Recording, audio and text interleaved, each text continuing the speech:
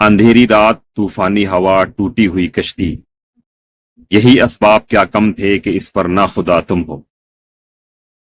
اس شعر میں دو لفظ ہیں، ایک اسباب اور دوسرا ہے نا خدا۔